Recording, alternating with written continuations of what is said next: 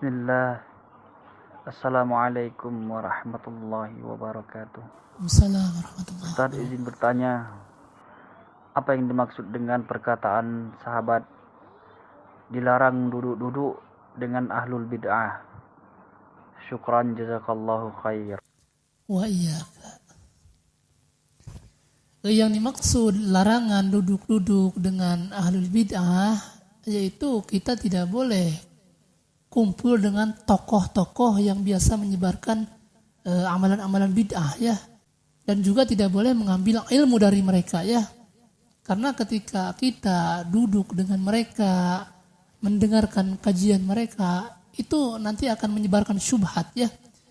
Jangankan orang-orang yang awam, orang-orang alim saja mereka tidak mau duduk dan bermajlis dengan ahlul bid'ah. Karena syubhat itu begitu kuat ya. Bayangkan jika antum orang yang awam, kemudian ketika mereka mengatakan, oh amalan ini ada dalilnya, kemudian mereka membawakan dalil palsu misalnya, hadis palsu. Kan orang yang awam itu tidak bisa membedakan mana hadis yang sahih, mana yang maudhu, mana perkataan Nabi, mana perkataan ulama. Sehingga kalau tokoh ahlul bidah misalnya mengatakan, oh amalan ini ada dalilnya. Kemudian mereka membawakan hadis-hadis yang palsu, yang maudhu misalnya. Bagaimana antum akan bisa membedakan apakah hadis tersebut hadis yang sahih atau yang maudhu? Apakah hadis tersebut hadis hasan atau yang dhaif atau yang lemah? Itu kan tidak bisa membedakan mana perkataan Nabi, mana athar sahabat, mana athar tabi'in, mana perkataan ulama.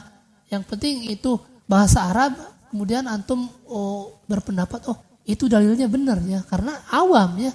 Makanya jangankan orang-orang yang awam, orang yang alim pun itu tidak boleh duduk dengan mereka, karena mereka akan membawakan syubhat ya. Makanya para sahabat, para tabi'in, para tabi'ut tabi'in, mereka semua melarang kita duduk dengan ahlul bid'ah, mengambil ilmu dari mereka, tidak boleh ya.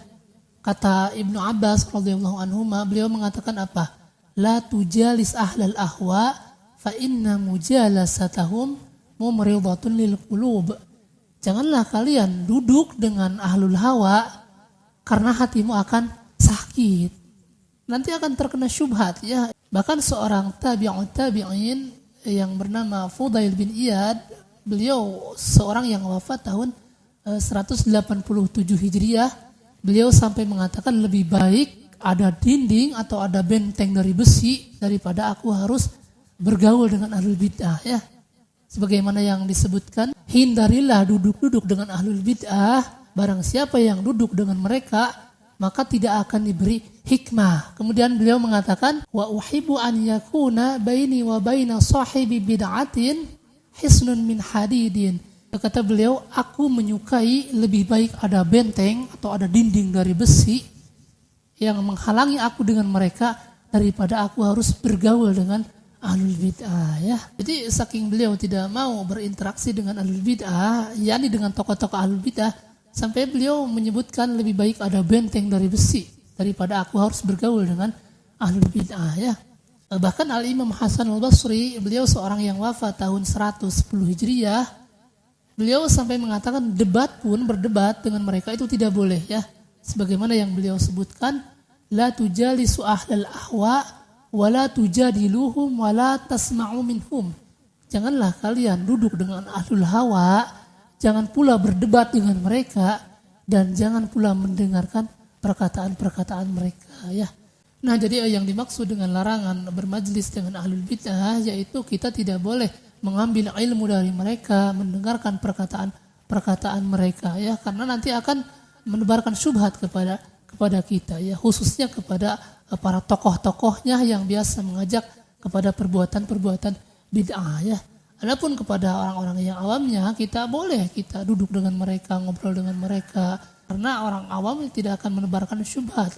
Tapi dengan tokoh-tokohnya yang biasa mereka mengajak kepada perbuatan-perbuatan bid'ah, maka kita sebaiknya dihindari duduk dengan mereka ya. Bahkan sekelas sahabat, sekelas tabi'in, sekelas tabi'ut tabi'in, mereka tidak mau bermajlis dengan ahlul bid'ah ya, mengambil ilmu dari ahlul bid'ah. Apalagi orang-orang yang awam akan begitu cepat terkena syubhat ya, karena mereka tidak mempunyai ilmu mana dalil yang sahih, mana yang palsu, mana perkataan Nabi, mana perkataan sahabat, mana perkataan ulama. Perkataan ulama disebut hadis, perkataan tabi'in disebut hadis. Oh ini hadisnya, oh ini dalilnya. Padahal itu adalah perkataan ulama di dalam kitab Anu misalnya. Kan orang awam tidak tahu.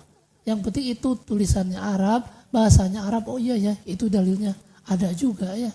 Padahal itu mungkin perkataan ulama ya. Tetapi orang yang menebarkan subhatnya mengatakan, oh ini adalah dalil, ini adalah hadis. Ini bahaya sekali ya. Nah mungkin seperti itu mengenai tanggapan kami tentang larangan duduk-duduk dan bermajelis dengan ahlul bid'ah ya.